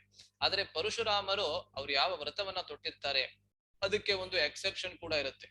ಯಾವ ಒಂದು ಸಂದರ್ಭದಲ್ಲಿ ಒಬ್ಬ ರಾಜ ಸ್ತ್ರೀಯರ ಸಂಘದಲ್ಲಿದ್ರೆ ಅಥವಾ ಒಂದು ವಿವಾಹ ಅವದ ಪರಿಸ್ಥಿತಿಯಲ್ಲಿದ್ರೆ, ವಿವಾಹ ಸಂದರ್ಭದಲ್ಲಿದ್ರೆ, ಅಂದ್ರೆ ಅವಂದೇ ವಿವಾಹವಾಗ್ತಾ ಇದ್ರೆ ಆವಾಗ ಅವನನ್ನ ನಾನು ಕೊಲ್ಲೋದಿಲ್ಲ ಎಂಬಂತಹ ಪರಶುರಾಮರ ಒಂದು ವ್ರತಕ್ಕೆ ಒಂದು ಎಕ್ಸೆಪ್ಷನ್ ಕೂಡ ಇತ್ತು. ಆದ್ದರಿಂದ ಬಹಳಷ್ಟು ರಾಜರು ಏನ್ ಮಾಡ್ತಾ ಇದ್ರು, ಪರಶುರಾಮ ಬರ್ತಾ ಇದ್ದಾನೆ ಅಂತ ಕೂಡ್ಲೆ ಬೆತ್ಲೆ ಹೆಣ್ಣುಗಳ ಜೊತೆಗೆ ಅವರು ಇದು ಬಿಡ್ತಾ ಇದ್ರು. ಅಥವಾ ದಶರಥನ ತರಹ ಮತ್ತೊಬ್ರು ಏನ್ ಮಾಡ್ತಾ ಇದ್ರು ಅಂದ್ರೆ, ಕೆಲವರು ಏನ್ ಮಾಡ್ತಾ ಇದ್ರು ಅಂದ್ರೆ, ಅವಾಗ ತಕ್ಷಣ ಒಂದು ವಿವಾಹದ ಸಂದರ್ಭದಲ್ಲಿ ತಮ್ಮನ್ನೇ ತಾವು ತೊಡಗಿಸ್ಕೊಂಡು ಬಿಡ್ತಾ ಇದ್ರು. ಆದ್ರಿಂದ ದಶರಥ ಯಾವುದೇ ಒಂದು ದೇಶದ ಕೋಣೆಯಲ್ಲಿದ್ರು ಕೂಡ ಆ ಕೋಣೆಯ ರಾಜ್ಯದ ರಾಜಕುಮಾರಿ ಜೊತೆಗೆ ಅವನು ಪರಶುರಾಮ ಬರ್ತಾ ಇದ್ದಾನೆ ಅಂತ ಕೂಡ್ಲೆ ಆ ರೀತಿ ಮದುವೆಯನ್ನ ಮಾಡ್ಕೊಂಡು ಬಿಡ್ತಾ ಇದ್ದ. ಸೊ ಹೀಗೆ ಅವನಿಗೆ 350 ಹೆಂಡತಿಯರು ಇದ್ರು. ಸೊ 350 ಸತಿ ಪರಶುರಾಮ ಅಯೋಧ್ಯೆಯ ಸಾಮ್ರಾಜ್ಯದ ಸುತ್ತಲೂ ಹೋದ. ಆ 350 ಸತಿನೂ ಕೂಡ ದಶರಥ ಮದುವೆ ಮಾಡ್ಕೊಂಡು ತನ್ನನ್ನೇ ತಾನು ಕಾಪಾಡ್ಕೊಂಡ್ಬಿಟ್ಟ ಅಲ್ವಾ. ಸೊ ಹೀಗೆ 353 ಹೆಂಡತಿಯರು ದಶರಥನಿಗಿದ್ರು. ಆದ್ದರಿಂದ ಬಹಿರ್ದೃಷ್ಟಿಯಿಂದ ನೋಡಿದ್ರೆ ಎಲ್ಲವೂ ಇತ್ತು ಅವನಿಗೆ, ಆದ್ರೂ ಕೂಡ ಅವನಿಗೆ ಒಂದು ವ್ಯಥೆ ಅನ್ನೋದು ಕೂಡ ಇತ್ತು. ಇದು ದಶರಥನ ಕಥೆಯಾದ್ರೆ ಅವನ ವ್ಯಥೆ ಕೂಡ ಅದೇ ಕಥೆ ಬರುತ್ತೆ. ಏನಂದ್ರೆ ಅವನಿಗೆ ಮಕ್ಕಳಾಗ್ತಾ ಇರ್ಲಿಲ್ಲ. ಆದ್ರೆ ವಿಶೇಷವಾಗಿ ರಾಮ, ಲಕ್ಷ್ಮಣ, ಭರತ, ಶತ್ರುಘ್ನ ಈ 4 ಹುಟ್ಟೋದಕ್ಕಿಂತ ಮುಂಚೆ ದಶರಥನಿಗೆ ಮಗು ಆಗಿತ್ತು. ಅದ್ಯಾರದು, ಯಾರಾದ್ರೂ ಹೇಳ್ತೀರಾ? ಇದು ಗೊತ್ತಿರತ್ತೆ ಅಂತ ಅನ್ಕೋತೀನಿ. ಶಾಂತ. ಶಾಂತ, ಧನ್ಯವಾದಗಳು. ಸೊ ದಶರಥನಿಗೆ ಶಾಂತ ಎಂಬಂತಹ ಒಬ್ಬ ಮಗಳು ಕೂಡ ಆಗಿರ್ತಾಳೆ. ಅವಳಿಗೆ ಏನಾಗತ್ತೆ ಅನ್ನೋದನ್ನ ಸ್ವಲ್ಪ ಹೊತ್ತಲ್ಲಿ ನಾವು ನೋಡ್ತೀವಿ. ಆದ್ರೆ ಇದು ಈ ಲೋಕದ ಒಂದು ಸ್ವಭಾವ ಅಂತ ಅಲ್ಲಿ ಆಚಾರ್ಯರು ಬರೀತಾರೆ. ಏನಂದ್ರೆ ದಶರಥನಿಗೆ ಎಲ್ಲಾ ರೀತಿಯಾಗಿರ್ತಕ್ಕಂಥ ಭೌತಿಕ ಸುಖಗಳು ಕೂಡ ಇದ್ರೂ ಕೂಡ ಅವನಿಗೆ ಒಂದೇ ಒಂದು ದುಃಖ ಇದ್ದಿದ್ರಿಂದ ಅವನ ಸಂಪೂರ್ಣವಾದಂತಹ ಜೀವನ ಅದು ವ್ಯಥೆ ಆಗ್ಬಿಡ್ತು ಅಂತ ಅಲ್ಲಿ ಬಹಳಷ್ಟು ಜನ ಆಚಾರ್ಯರು ಬರೀತಾರೆ. ಏಕೆಂದ್ರೆ ಸಂಪೂರ್ಣ ಲೋಕಕ್ಕೆ ಅವನ ರಾಜ, ಮತ್ತೆ ಅವನು ಏನ್ ಹೇಳಿದ್ರು ಅವನ ಕಣ್ಣಿನ ಒಂದು ದೃಷ್ಟಿಗೆ ತಲೆ ಸವಸುವಂತಹ ಬಹಳಷ್ಟು ಜನ ಮಂತ್ರಿವರ್ಗದವರು ಅವರ ಹತ್ರ ಇದ್ದಾರೆ. ಸಾವಿರಾರು ಲಕ್ಷಾನುಗಟ್ಟಲೆ ಸೇವಕರಿದ್ದಾರೆ. ಎಲ್ಲವೂ ಸುಷ್ಟು ಪರಿಸ್ಥಿತಿಯಲ್ಲಿದೆ. ಆದ್ರೂ ಕೂಡ ಅವನಿಗೆ ಸ್ವಲ್ಪ ಒಂದೇ ಒಂದು ದುಃಖ ಇರೋದ್ರಿಂದ, ಏನಂದ್ರೆ ಮಕ್ಕಳಾಗಿಲ್ಲ ಎಂಬಂತಹ ಒಂದೇ ಒಂದು ದುಃಖದಿಂದ ಸಂಪೂರ್ಣವಾದಂತಹ ಜೀವನವೇ ಅವನದು ವಿನಾಶಕಾರಿಯಾಗುವಂತಹ ಪರಿಸ್ಥಿತಿಗೆ ಅವನು ಬಂದುಬಿಟ್ಟಿದ್ದ. ಇದು ಈ ಲೋಕದ ಒಂದು ಸ್ವಭಾವ. ಹೇಗೆ ನಮ್ಮ ಸಂಪೂರ್ಣ ಶರೀರದಲ್ಲಿ ಒಂದೊಂದು ಅಂಗ ಸರಿಯಾಗಿ ಕೆಲಸ ಮಾಡ್ತಾ ಇದ್ರು ಕೂಡ ಒಂದೇ ಒಂದು ಸಣ್ಣ ಗುಂಡು ಪಿನ್ನು ನಮಗೆ ಎಲ್ಲೋ ಒಂದು ಚುಚ್ಚತೆ, ಒಂದು ಜಾಗದಲ್ಲಿ ಚುಚ್ಚತೆ ಅಂದ್ರೆ ಅವಾಗ ಏನಾಗತ್ತೆ ನಮ್ಗೆ, ಅದರಿಂದ ಸಂಪೂರ್ಣ ಶರೀರವೇ ಅಸ್ತವ್ಯಸ್ತವಾಗ್ಬಿಡುತ್ತೆ. ಸಂಪೂರ್ಣ ಶರೀರದಲ್ಲೇನೆ ಒಂದು ಶೋಕ ಅನ್ನೋದು ಬಂದ್ಬಿಡುತ್ತೆ. ಸೊ ಅದೇ ರೀತಿಯಲ್ಲಿ ದಶರಥನಿಗೆ ಎಲ್ಲಾ ರೀತಿಯಾದಂತಹ ಸುಖ ಇದ್ರೂ ಕೂಡ ಅವನಿಗೆ ಇದು ಒಂದೇ ಒಂದು ದುಃಖ ಇದ್ದಿದ್ರಿಂದ ಅವನಿಗೆ ಸಂಪೂರ್ಣ ವ್ಯಥೆ ಎಂಬಂತಹ ಪರಿಸ್ಥಿತಿಯಲ್ಲಿ ಇದ್ದ. ಆದ್ರಿಂದ ಆವಾಗ ತನ್ನ ಮಂತ್ರಿ ವರ್ಗದವರನ್ನ ಅವನು ಕರೀತಾನೆ. ನಾನೇನ್ ಹೇಳಿದೆ, ಆ 8 ಮಂತ್ರಿಗಳನ್ನ ಕರೀತಾನೆ. ಅದರ ಜೊತೆಗೆ ಇನ್ನಿಬ್ಬರು ಋಷಿ ಮುನಿಗಳು ಅಲ್ಲಿ ವಾಸ ಮಾಡ್ತಾ ಇದ್ರು. ಅವರಲ್ಲಿ ಒಬ್ಬರು ವಸಿಷ್ಠರು ಅಲ್ವಾ, ಅದೆಲ್ಲರಿಗೂ ಗೊತ್ತಿದೆ. ಇನ್ನೊಬ್ರು ಯಾರು, ಯಾರಿಗಾರು ಗೊತ್ತಿದ್ಯಾ? ಇನ್ನೊಬ್ಬರ ಹೆಸರೇನಿತ್ತು? ಅಯೋಧ್ಯೆಯಲ್ಲಿ ಇದ್ದಂತಹ ಆ ಋಷಿ ಮುನಿಗಳು ಯಾರಿದ್ರು ಅವರಲ್ಲಿ ಒಬ್ರು ವಸಿಷ್ಠರು ಅಲ್ವಾ. ವಸಿಷ್ಠರ ಬಗ್ಗೆ ಎಲ್ಲರಿಗೂ ಗೊತ್ತಿದೆ. ಮತ್ತೆ ಇನ್ನೊಬ್ರು ಇದ್ರಲ್ಲ, ಅವ್ರ ಹೆಸರೇನು ಯಾರಿಗಾರು ಗೊತ್ತಿದ್ಯಾ? ಅಗಸ್ತ್ಯ. ಅಗಸ್ತ್ಯರು ಆಮೇಲೆ ರಾಮನಿಗೆ ಭೇಟಿ ಮಾಡ್ತಾರೆ ಅರಣ್ಯ ಪ್ರವೇಶ ಮಾಡಾದ ಮೇಲೆ. ಇನ್ನೊಬ್ಬರ ಹೆಸರು ವಾಮದೇವರು ಅಂತ ಅಲ್ವಾ. ಸೊ ವಸಿಷ್ಠರು ಮತ್ತೆ ವಾಮದೇವರು ಇಬ್ಬರು ಕೂಡ ಅಯೋಧ್ಯೆಯಲ್ಲಿ ತಮ್ಮ ಸ್ವೇಚ್ಛೆಯಿಂದ ದಶರಥನ ಅನುಕೂಲಕ್ಕಾಗಿ ಅಲ್ಲಿ ವಾಸ ಮಾಡ್ತಾ ಇದ್ರು. ಸೊ ಇವರಿಬ್ಬರನ್ನು ಕರೆದ, ಅಂದ್ರೆ 8 ಮಂತ್ರಿ ವರ್ಗದವರನ್ನ ಮತ್ತು ಈ ಇಬ್ಬರು ಋಷಿ ಮುನಿಗಳನ್ನ ಕರೆದು ಬಿಟ್ಟು ಅವನೇನ್ ಹೇಳ್ತಾನೆ ಅಂದ್ರೆ, ಎಷ್ಟು ವರ್ಷಗಳಾಯ್ತು, ನಾನು ಮದ್ವೆ ಮಾಡ್ಕೊಂಡು ಎಷ್ಟೊಂದು ವರ್ಷಗಳಾಗ್ಬಿಟ್ಟಿದೆ, ಆದ್ರೆ ನನಗಿನ್ನೂ ಸಂತಾನ ಆಗಿಲ್ಲ. ಆದ್ರಿಂದ ಈ ಒಂದು ಪರಿಸ್ಥಿತಿಯಲ್ಲಿ ನಾನು ಏನ್ ಮಾಡ್ಬೇಕಂತ ಇದ್ದೀನಿ ಅಂದ್ರೆ, ಒಂದು ಅಶ್ವಮೇಧ ಯಾಗವನ್ನ ಮಾಡ್ಬೇಕಂತ ಇದ್ದೀನಿ. ಅಶ್ವಮೇಧ ಯಾಗವನ್ನ ಮಾಡಿದ್ರೆ ಈ ರೀತಿಯಾದಂತಹ ಸಂತಾನ ಪ್ರಾಪ್ತಿ ಆಗತ್ತೆ ಅಂತ ನಾನು ಶಾಸ್ತ್ರಗಳಲ್ಲಿ ಕೇಳಿದ್ದೇನೆ, ಋಷಿಮುನಿಗಳಿಂದ ಕೇಳಿದ್ದೇನೆ. ಆದ್ದರಿಂದ ಹೀಗೆ ಮಾಡಬಹುದಾ ಎಂಬಂತೆ ಅವರು ಎಲ್ಲ ಮಂತ್ರಿ ವರ್ಗದವರಿಗೆ ಮತ್ತು ಈ ಇಬ್ಬರು ಋಷಿ ಮುನಿಗಳಿಗೆ ಕೇಳ್ತಾನೆ. ಆವಾಗ ಆ ಎಲ್ಲರೂ ಕೂಡ ಯುನಾನಿಮಸ್ ಆಗಿ, ಅಂದ್ರೆ ಒಂದೇ ಒಂದು ಸದ್ದಿನಿಂದ, ಒಂದೇ ಒಂದು ಕಂಠದಿಂದ ಅವ್ರೇನ್ ಹೇಳ್ತಾರೆ ಅಂದ್ರೆ ಅದಕ್ಕೆ ಸಮ್ಮತವನ್ನ ಕೊಡ್ತಾರೆ. ಹೌದು, ಅಶ್ವಮೇಧ ಯಾಗವನ್ನ ಮಾಡೋದ್ರಿಂದ ನಿನಗೆ ಸಂತಾನ ಪ್ರಾಪ್ತಿ ಅವಶ್ಯವಾಗಿ ಖಂಡಿತವಾಗಿ ಆಗತ್ತೆ. ಆದ್ರೆ ಅಶ್ವಮೇಧ ಯಾಗವನ್ನ ಮಾಡುವುದು ಅಷ್ಟೊಂದು ಸುಲಭ ಇಲ್ಲ. ಏಕೆಂದ್ರೆ ಅಶ್ವಮೇಧ ಯಾಗದಲ್ಲಿ ಒಂದೇ ಒಂದು ಸಣ್ಣ ತಪ್ಪು ನಡೆದರೂ ಕೂಡ ಅವಾಗೇನಾಗತ್ತೆ ಅಂದ್ರೆ ಬ್ರಹ್ಮ ರಾಕ್ಷಸರಂದ್ರೆ ಏನು, ಹಿಂದಿನ ಜನ್ಮದಲ್ಲಿ ಯಾರು ಬ್ರಾಹ್ಮಣರಾಗಿದ್ರು ಆದ್ರೆ ಪಾಪಕರ್ಮಗಳು ಎಷ್ಟು ಮಿತಿ ಮೀರಿ ಹೋಯ್ತು ಅಂದ್ರೆ ಅವರು ಇವಾಗ ಭೂತ ಪ್ರೇತಗಳ ಶರೀರದಲ್ಲಿದ್ದಾರೆ. ಅಂತಹ ಬ್ರಹ್ಮ ರಾಕ್ಷಸರು, ಸಾಮಾನ್ಯವಾದಂತಹ ಭೂತ ಪ್ರೇತಗಳಿಗಿಂತ ಈ ಬ್ರಹ್ಮ ರಾಕ್ಷಸರು ಇನ್ನೂ ಬಹಳ ಅಪಾಯಕಾರಿ ಅಂತ ಶಾಸ್ತ್ರ ಹೇಳುತ್ತೆ. ಆದ್ದರಿಂದ ಈ ಬ್ರಹ್ಮ ರಾಕ್ಷಸರು ಏನ್ ಮಾಡ್ತಾರೆ, ಆ ಒಂದು ಯಜ್ಞ ನಡೆಯುತ್ತಿರುವಂತಹ ಸ್ಥಳಕ್ಕೆ ಬಂದು ಸಂಪೂರ್ಣವಾಗಿ ಎಲ್ಲವನ್ನೂ ನಾಶ ಮಾಡ್ಬಿಡ್ತಾರೆ. ಅದಾದ್ಮೇಲೆ ನಿನ್ನ ಸಾಮ್ರಾಜ್ಯದಲ್ಲಿ ಏನೂ ಉಳಿಯೋದಿಲ್ಲ ಅಲ್ವಾ. It is like make or break ಅಂತ ಹೇಳ್ತಾರಲ್ಲ ಆಂಗ್ಲ ಭಾಷೆಯಲ್ಲಿ, ಆ ರೀತಿಯ ಪರಿಸ್ಥಿತಿ ಆಗ್ಬಿಡ್ತದೆ. ಅಂದ್ರೆ ನೀನು ಮಾಡಿದ್ರೆ ಸಂಪೂರ್ಣವಾದಂತಹ ಎಲ್ಲಾ ಸೌಲಭ್ಯಗಳು, ಎಲ್ಲಾ ಸಮೃದ್ಧಿ ಕೂಡ ನಿನಗೆ ಸಿಗತ್ತೆ. ಒಂದೇ ಒಂದು ಸಣ್ಣ ತಪ್ಪಾದ್ರೂ ಕೂಡ ಅದರಲ್ಲಿ ಎಲ್ಲವನ್ನೂ ನೀನು ಕಳ್ಕೊಂಡ್ಬಿಡ್ತೀಯ. ಪ್ರಭುಪಾದರು ಯಾವಾಗ್ಲೂ ಹೇಳೋ ಹಾಗೆ ವೈದಿಕ ಯಜ್ಞ ವಿಧಾನಗಳ ಇದು ಒಂದು ಪ್ರಕ್ರಿಯೆ, ಇದು ಒಂದು ಸ್ವಭಾವ. ಏನಂದ್ರೆ ಸರಿಗ್ ಮಾಡಿದ್ರೆ ಎಲ್ಲವೂ ಲಭ್ಯವಾಗ್ತದೆ, ಒಂದೇ ಒಂದು ಸಣ್ಣ ತಪ್ಪನ್ನ ಮಾಡಿದ್ರು ಕೂಡ ಎಲ್ಲವನ್ನು ಕಳ್ಕೊಂಡ್ಬಿಡ್ತೀವಿ. ಆದ್ದರಿಂದ ಅದನ್ನ ಬಗ್ಗೆನೂ ಕೂಡ ಹೇಳಿದ್ರು. ಆವಾಗ ದಶರಥನಿಗೆ ಸಂತೋಷವಾಗತ್ತೆ. ಏಕೆಂದ್ರೆ ಅವರೆಲ್ಲರೂ ಸಮ್ಮತವನ್ನ ಕೊಟ್ಬಿಟ್ರಲ್ಲ, ಈ ರೀತಿಯಾದಂತಹ ಒಂದು ಚೇತಾವಣಿ ಕೂಡ ಕೊಟ್ಟಿದ್ದಾರೆ, ವಾರ್ನಿಂಗ್ ಕೊಟ್ಟಿದ್ದಾರೆ, ಆದ್ರೂ ಕೂಡ ಸಮ್ಮತವನ್ನೇನೋ ನಾನು ಪಡ್ಕೊಂಡಾಯ್ತು. ಆದ್ರಿಂದ ಇನ್ಮೇಲಿಂದ ನಾನೇನ್ ಮಾಡ್ತೀನಿ, ಅಶ್ವಮೇಧ ಯಜ್ಞವನ್ನ ನಾನು ಮಾಡ್ತೀನಿ ಅಂತ ಅವನು ಒಂದು ನಿಶ್ಚಯವನ್ನ ಮಾಡ್ತಾನೆ ದಶರಥ. ಆವಾಗ ಎಲ್ಲರೂ ಹೋದ್ಮೇಲೆ ಸುಮಂತ್ರ ಅಂತ ಯಾರಿದ್ದ, ಎಲ್ಲರಿಗಿಂತ ವರಿಷ್ಠನಾದಂತಹ ಮಂತ್ರಿ, ಅವನು ದಶರಥನಿಗೆ ಒಂದು ವೃತ್ತಾಂತವನ್ನ ಹೇಳ್ತಾನೆ. ಅವನೇನ್ ಹೇಳ್ತಾನೆ ಅಂದ್ರೆ, ಬಹಳ ಹಿಂದೆ ನನಗೆ ಸನತ್ ಕುಮಾರ, ಅಂದ್ರೆ ಚತುಷ್ಕುಮಾರರಲ್ಲಿ ಒಬ್ಬರಾದಂತಹ ಸನತ್ ಕುಮಾರ, ಸನಕ, ಸನಾತನ, ಸನಂದನ ಮತ್ತು ಸನತ್ ಕುಮಾರ, ಈ 4 ಜನ ಚತುಷ್ಕುಮಾರರಲ್ಲಿ ಒಬ್ಬನಾದಂತಹ ಸನತ್ ಕುಮಾರ ನನಗೇನ್ ಹೇಳಿದ್ದ ಅಂದ್ರೆ, ಭವಿಷ್ಯತ್ ಕಾಲದಲ್ಲಿ ದಶರಥ ಯಾವಾಗ ಸಾಮ್ರಾಜ್ಯವನ್ನ ಆಳ್ತಾನೆ, ಅಂದ್ರೆ ರಾಜನಾಗ್ತಾನೆ, ಆವಾಗ ಅವನಿಗೆ ಸಂತಾನವಿರೋದಿಲ್ಲ. ಆದ್ರೆ ಅವನ ಸಂತಾನ ಪ್ರಾಪ್ತಿಗಾಗಿ ಅವನೇನ್ ಮಾಡ್ತಾನೆ ಅಂದ್ರೆ ಒಂದು ಅಶ್ವಮೇಧ ಯಾಗವನ್ನ ಮಾಡ್ತಾನೆ.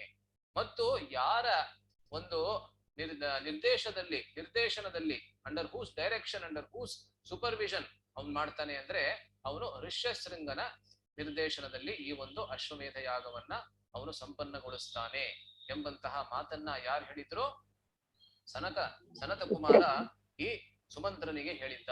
ಆದ್ರೆ ಸುಮಂತ್ರ ಇಷ್ಟು ವರ್ಷಗಳ ಕಾಲ ಅದ್ರ ಬಗ್ಗೆ ಏನು ಹೇಳಿರ್ಲಿಲ್ಲ ಯಾರಿಗೂ. ಏಕೆ ಅಂದ್ರೆ ಇದು ಒಬ್ಬ ಮಂತ್ರಿಯ ಮತ್ತೊಂದು ಸ್ವಭಾವ. ಏನಂದ್ರೆ ಅವನು ರಾಜನ ಕೆಳಗೆ, ರಾಜನ ದೃಷ್ಟಿಯ ಪ್ರಕಾರ, ರಾಜನ ಒಂದು ಏನಂತಾರೆ ನಿರ್ದೇಶನದ ಪ್ರಕಾರ ಅವನು ಕೆಲಸ ಮಾಡ್ತಾನೆ ಹೊರತು ಅವನು ಸ್ವಂತವಾಗಿ ಅವನು ಯಾವುದೇ ರೀತಿಯಾಗಿರ್ತಕ್ಕಂತ ಒಂದು ಸಲಹೆಗಳನ್ನ ಆದಷ್ಟು ಅವನು ರಾಜನಿಗೆ ಕೊಡೋದಿಲ್ಲ. ರಾಜ ಏನಾದ್ರೂ ಪ್ರಪೋಸ್ ಮಾಡಿದ್ರೆ ಅದನ್ನ ವರ್ಧಿಸೋದಕ್ಕೆ, ಅದನ್ನ ಇನ್ನೂ ಚೆನ್ನಾಗಿ ಮಾಡೋದಕ್ಕೆ ಅವನು ಮುಂದಿನ ಸಲಹೆಗಳನ್ನು ಕೊಡ್ತಾನೆ ಹೊರತು ಅವನಾಗೆ ಎಷ್ಟೊಂದು ಈ ರೀತಿಯಾಗಿರ್ತಕ್ಕಂತಹ ಸಲಹೆಗಳನ್ನ ಅವನು ಕೊಡೋದಿಲ್ಲ. ಆದ್ರಿಂದ ಸುಮಂತ್ರ ಅವನಾಗೆ ಬಂದು ದಶರಥನಿಗೆ ಹೇಳಿಲ್ಲ ಏನಂದ್ರೆ ನೀನು ಅಶ್ವಮೇಧ ಯಾಗವನ್ನ ಮಾಡಬೇಕು, ಸನತ್ ಕುಮಾರರು ಆ ತರ ಹೇಳಿದ್ರು ಅಂತ ಅವನು ಹೇಳಿಲ್ಲ. ಆದ್ರೆ ಯಾವಾಗ ದಶರಥನೇ ಆ ರೀತಿಯಾಗಿ ಪ್ರಪೋಸ್ ಮಾಡ್ತಾನೆ, ಆ ರೀತಿಯಾದಂತಹ ಸಲಹೆಯನ್ನ ಕೊಡ್ತಾನೆ, ಆವಾಗ ಸುಮಂತ್ರ ಈ ವೃತ್ತಾಂತವನ್ನ ಹೇಳ್ತಾನೆ. ಆವಾಗ ದಶರಥ ಕೇಳ್ತಾನೆ ಋಷ್ಯಶೃಂಗ ಅಂದ್ರೆ ಯಾರು? ಆವಾಗ ವಾಲ್ಮೀಕಿ ಮುನಿಗಳು 2 ಅಧ್ಯಾಯಗಳಲ್ಲಿ ಈ ಋಷ್ಯಶೃಂಗನ ಕಥೆಯನ್ನ ಹೇಳ್ತಾರೆ. ಋಷ್ಯಶೃಂಗ ಯಾರು ಮತ್ತೆ ಅವನ ಕಥೆಯಿಂದ ನಾವು ಅರಿತುಕೊಳ್ಳಬಹುದಾದಂತಹ ಬಹಳ ಮುಖ್ಯವಾದಂತಹ ಪಾಠಗಳು, ಅದರ ಬಗ್ಗೆ ವಾಲ್ಮೀಕಿ ಮುನಿಗಳು ಬಹಳ ಸುಂದರವಾಗಿ ವಿವರಣೆಯನ್ನ ಕೊಡ್ತಾರೆ. ಸೊ ನಾನು ಆಗ್ಲೇ ಹೇಳ್ತಾ ಇದ್ದ ಹಾಗೆ ದಶರಥ ಮತ್ತೆ ಕೌಸಲ್ಯಗೆ ಮೊದಲನೇ ಸಂತಾನ ಪ್ರಾಪ್ತಿಯಾಗಿದ್ದು ಒಂದು ಹೆಣ್ಣು ಮಗು, ಅವಳ ಹೆಸರು ಶಾಂತ. ಆದ್ರೆ ದಶರಥನಿಗೆ ಮತ್ತೊಬ್ಬ ಮಿತ್ರನಿದ್ದ, ಅವನ ಹೆಸರು ರೋಮಪಾದ ಅಂತ. ಅವನು ಅಂಗ ದೇಶದ ರಾಜನಾಗಿದ್ದ. ಅಂಗ ಅಂದ್ರೆ ಇವತ್ತಿನ ಬಂಗಾಲ ಅಂತ ಬಹಳಷ್ಟು ಜನ ಹೇಳ್ತಾರೆ. ಬಂಗಾಲ ಅಂದ್ರೆ ಪಶ್ಚಿಮ ಬಂಗಾಲ, ಪೂರ್ವ ಬಂಗಾಲ ಅಂದ್ರೆ ಇವತ್ತಿನ ಬಾಂಗ್ಲಾದೇಶ್ ಕೂಡ ಸೇರಿಸಿ ಬಹಳ ದೊಡ್ಡದಾದಂತಹ ಸಾಮ್ರಾಜ್ಯ ಅದು. ಆದ್ದರಿಂದ ಅಂಗ ದೇಶದ ರಾಜ್ಯನಾಗಿದ್ದಂತಹ ರೋಮಪಾದ ಮಹಾರಾಜರಿಗೆ ಮತ್ತೆ ದಶರಥ ಮಹಾರಾಜರಿಗೆ ಬಹಳ ನಿಕಟವಾದಂತಹ ಮೈತ್ರಿ ಇರುತ್ತೆ. They were very thick friends. ಆದ್ದರಿಂದ ದಶರಥನಿಗೆ ಯಾವಾಗ ಒಂದು ಸಂತಾನ ಪ್ರಾಪ್ತಿಯಾಗತ್ತೆ, ಅಂಗ ಮಹಾರಾಜನಿಗೆ ಅಂದ್ರೆ ರೋಮಪಾದನಿಗೆ ಯಾವುದೇ ಸಂತಾನವಿರೋದಿಲ್ಲ. ಬಹಳಷ್ಟು ವರ್ಷಗಳಿಂದ ಅವನಿಗೆ ಸಂತಾನವಿರೋದಿಲ್ಲ. ಆದ್ದರಿಂದ ದಶರಥ ತನ್ನ ಉದಾರ ಮನಸ್ಸಿನಿಂದ, ಉದಾರ ಹೃದಯದಿಂದ ಅವನೇನ್ ಮಾಡ್ತಾನೆ ಅಂದ್ರೆ ತನ್ನ ಸಂತಾನ ಏನಿತ್ತು ಶಾಂತ, ಅವಳನ್ನ ದತ್ತು ರೂಪದಲ್ಲಿ ಯಾರು ಕೊಟ್ಬಿಡ್ತಾನೆ? ರೋಮಪಾದ ಮಹಾರಾಜರಿಗೆ ಕೊಟ್ಬಿಡ್ತಾನೆ. ಶಾಂತ ರೋಮಪಾದ ಮಹಾರಾಜರ ಮಗಳಾಗಿ ಅವಳು ಬೆಳಿತಾಳೆ. ಅವಳು ಬೆಳಿತಾ ಇದ್ದಂತಹ ಸಮಯದಲ್ಲಿ ಅವಳು ಯೌವನಕ್ಕೆ ಬರ್ತಾಳೆ. ಯೌವನಕ್ಕೆ ಬಂದ ಕೂಡಲೇ ಅವಳ ಮದುವೆಯನ್ನ ಮಾಡಬೇಕು, ಅದು ಒಂದು ಚಿಂತೆ ಇರುತ್ತೆ ರೋಮಪಾದ ಮಹಾರಾಜರಿಗೆ. ಆದರೆ ಒಂದು ವಿಶೇಷವಾದಂತಹ ತೊಂದರೆ ಕೂಡ ಅಲ್ಲಿರುತ್ತೆ. ಏನಂದ್ರೆ ಆ ಒಂದು ಸಾಮ್ರಾಜ್ಯದಲ್ಲಿ ಬರಗಾಲ ಬಂದಿರುತ್ತೆ. ಬಹಳಷ್ಟು ವರ್ಷಗಳ ಕಾಲದಿಂದ ಅಲ್ಲಿ ಮಳೆ ಆಗಿರೋದಿಲ್ಲ. ಅದರಿಂದ ನಮ್ಗೆ ಗೊತ್ತು, ಅನ್ನಾನ್ ಭವಂತಿ ಭೂತಾನಿ ಪರ್ಜನ್ಯಾತ್ ಅನ್ನ ಸಂಭವ, ಯಜ್ಞಾತ್ ಭವತಿ ಪರ್ಜನ್ಯ ಯಜ್ಞ ಕರ್ಮ ಸಮುದ್ಭವ ಅಂತ ಕೃಷ್ಣ ಹೇಗೆ ಭಗವದ್ಗೀತೆಯಲ್ಲಿ ಹೇಳ್ತಾನೆ. ಸಮಸ್ತವಾಗಿರ್ತಕ್ಕಂತಹ ಜೀವರಾಶಿಗಳು ಯಾವುದರ ಮೇಲೆ ನಿರ್ಭರವಾಗಿರ್ತಾರೆ ಅಂದ್ರೆ ಅನ್ನದ ಮೇಲೆ. ಅನ್ನ ಎಲ್ಲಿಂದ ಬರುತ್ತೆ ಅಂದ್ರೆ ಪರ್ಜನ್ಯಾದನ್ನ ಸಂಭವ ಅಂದ್ರೆ ಮಳೆಯಿಂದ ಬರುತ್ತೆ ಬೆಳೆ. ಆದ್ದರಿಂದ ಮಳೆ ಇಲ್ಲದೆ ಹೋದ್ರೆ ಏನೂ ನಡೆಯೋದಿಲ್ಲ. ನಮ್ಮ ಜೀವನದಲ್ಲಿ ಯಾವುದೇ ಒಂದು ಕೆಲಸ ಕೂಡ ನಮ್ಮ ನಾಗರಿಕರ ಜೀವನದಲ್ಲಿ, ಆ ಸಾಮ್ರಾಜ್ಯದ ನಾಗರಿಕರ ಜೀವನದಲ್ಲಿ ನಡೆಯೋದಿಲ್ಲ. ಆದ್ರಿಂದ ಮಳೆ ಬೇಕು. ಮಳೆ ಬೇಕಾದ್ರೆ ಏನ್ ಮಾಡ್ಬೇಕು ಅಂತ ತನ್ನ ಮಂತ್ರಿ ವರ್ಗದವರ ಜೊತೆಗೆ ಅವನು ಯಾವಾಗ ಚರ್ಚೆಯನ್ನ ಮಾಡ್ತಾನೆ, ಆವಾಗ ಮಂತ್ರಿ ವರ್ಗದವರು ಅವನಿಗೆ ಹೇಳ್ತಾರೆ ಏನಂದ್ರೆ ಹತ್ರದಲ್ಲೇನೆ ಒಬ್ಬ ವಿಭಾಂಡಕ ಮುನಿಗಳು ಅಂತ ಇದ್ದಾರೆ. ವಿಭಾಂಡಕ ಮುನಿಗಳು ಅಂದ್ರೆ ದಯವಿಟ್ಟು ಎಲ್ಲರೂ ತಮ್ಮ ಇದನ್ನ ಮ್ಯೂಟ್ ಮಾಡ್ಕೋಬೇಕು. ಹರೇ ಕೃಷ್ಣ. ಸೊ ವಿಭಾಂಡಕ ಮುನಿಗಳು ಯಾರು ಅಂದ್ರೆ ಕಶ್ಯಪ. ಕಶ್ಯಪ ಅಂದ್ರೆ ಬ್ರಹ್ಮನ ಪುತ್ರ. ಬ್ರಹ್ಮನಿಗೆ ಬಹಳಷ್ಟು ಜನ ಪುತ್ರರು ಯಾರಿದ್ರು, ಪ್ರಜಾಪತಿಗಳು, ಅವರನ್ನು ಒಬ್ಬ ಕಶ್ಯಪ. ಕಶ್ಯಪನ ಪುತ್ರ ಈ ವಿಭಾಂಡಕ ಮುನಿಗಳು. ವಿಭಾಂಡಕ ಮುನಿಗಳು ಬಹಳ ಶಕ್ತಿಶಾಲಿ ಮಹಾಪುರುಷರು, ಬಹಳ ತೇಜಸ್ವಿ ಪುರುಷರು, ತಪಸ್ವಿಗಳು. ಅವರಿಗೆ ಒಬ್ಬ ಮಗನಿರ್ತಾನೆ, ಅವನ ಹೆಸರು ಋಷ್ಯಶೃಂಗ.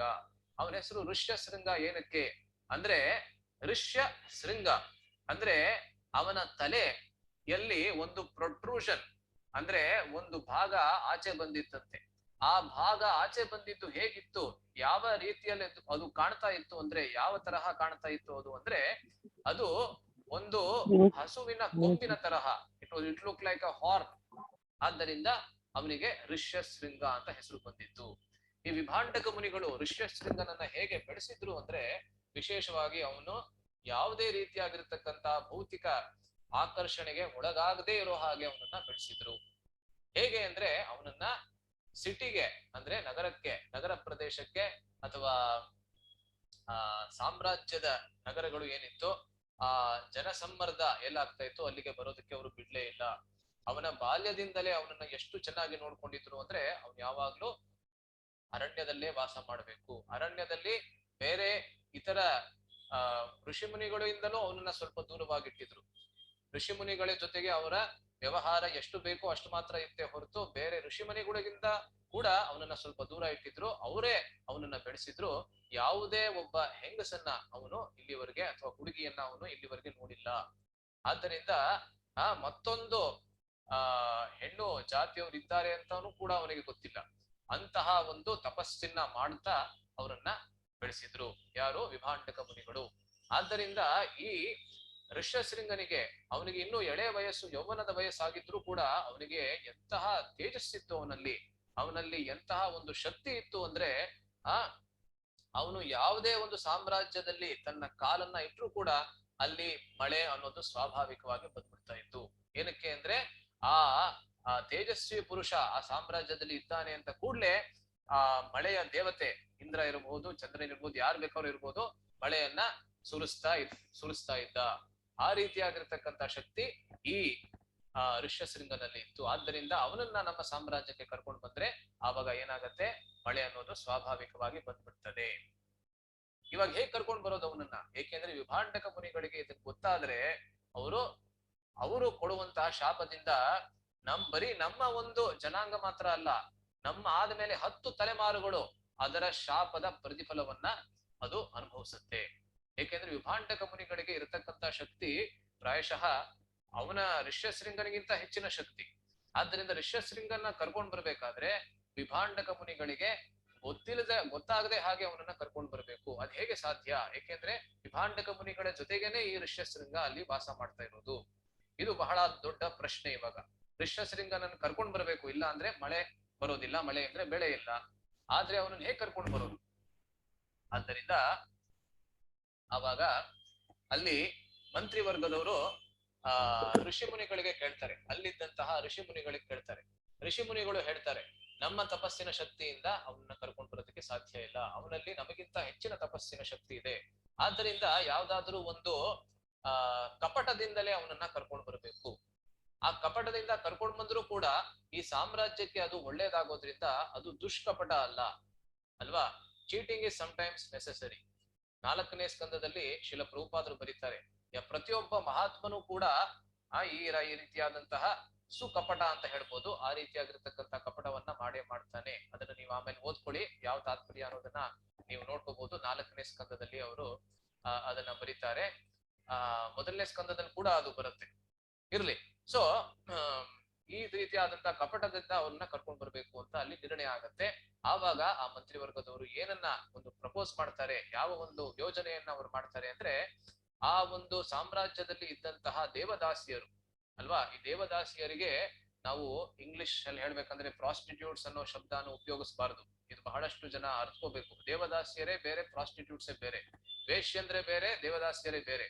ದೇವದಾಸಿಯರಿಗೆ ಬಹಳ ಮುಖ್ಯವಾದಂತಹ ಒಂದು ಕೆಲಸ ಇತ್ತು. ಏನಂದ್ರೆ ರಾಜನ ನಿಲುವಂತೆ ಇತರ ಸಾಮ್ರಾಜ್ಯಗಳಿಗೆ ಹೋಗಿ ಅಲ್ಲಿ ಇದ್ದಂತಹ ಸ್ಪೈ ತರಹ, ಒಂದು ಗುಪ್ತಚರರ ತರಹ ಅಲ್ಲಿ ಇದ್ದಂತಹ ಗೂಢವಾದಂತಹ ಇದು ಗುಟ್ಟುಗಳನ್ನ ತಿಳಿದುಕೊಂಡು ಬರುವುದು ದೇವದಾಸಿಗಳ ಮುಖ್ಯವಾದಂತಹ ಕರ್ತವ್ಯವಿತ್ತು.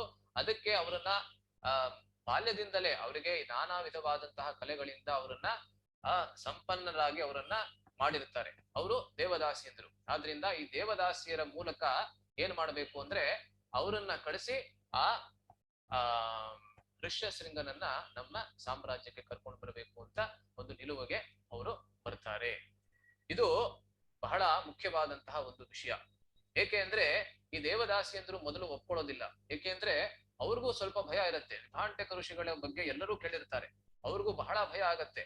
ಆದ್ರೆ ಈ ಸಾಮ್ರಾಜ್ಯದ ಒಂದು ಸುಷ್ಟು ಪರಿಸ್ಥಿತಿಗಾಗಿ, ಯಾಕೆಂದ್ರೆ ಜನ ಎಲ್ಲರೂ ಸಾಯ್ತಾ ಇದ್ದಾರೆ, ಮಳೆ ಇಲ್ಲದೇನೆ, ಬೆಳೆ ಇಲ್ಲ, ಅದಕ್ಕೆ ಸಾಯ್ತಾ ಇದ್ದಾರೆ. ಆದ್ರಿಂದ ಸಾಮ್ರಾಜ್ಯದ ದೃಷ್ಟಿಯಿಂದ ದೇವದಾಸಿಯರು ನಮಗೆ ಶಾಪ ಬಿದ್ರೂ ಪರವಾಗಿಲ್ಲ ಅಂತ ಆ ಒಂದು ನಿಲುವಿನಿಂದ ಅಲ್ಲಿಗೆ ಹೋಗ್ತಾರೆ, ಅರಣ್ಯ ಪ್ರದೇಶಕ್ಕೆ ಹೋಗ್ತಾರೆ. ಆಯ್ತಾ? ಸೊ ಅರಣ್ಯ ಪ್ರದೇಶಕ್ಕೆ ಹೋದಾದ ಮೇಲೆ ಅವ್ರು ಹೇಗೆ ವರ್ತಿಸ್ತಾರೆ ಎಂಬುದನ್ನ ಒಂದಷ್ಟು ಶ್ಲೋಕಗಳಲ್ಲಿ ಇವಾಗ ನಾವು ನೋಡ್ತೇವೆ. ಆಯ್ತಾ? ಸೊ ಬಹಳ ಅದ್ಭುತವಾಗಿ ವಾಲ್ಮೀಕಿ ಮುನಿಗಳು ಅದನ್ನ ವಿವರಿಸ್ತಾರೆ. ನಾನು ಆ ಶ್ಲೋಕಗಳನ್ನ ಒಂದು ನಿಮಿಷ, ನನಗೆ 2 ನಿಮಿಷ ಸಮಯ ಕೊಡಿ, ನಾನು ತೆಗೆದು ಬಿಡ್ತೀನಿ.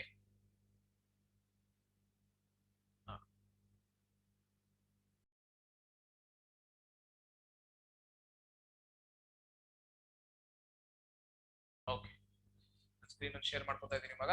ಎಲ್ಲರಿಗೂ ಕಾಣಿಸ್ತಾ ಇದೆ ಅಂತ ಅನ್ಕೋತೀನಿ.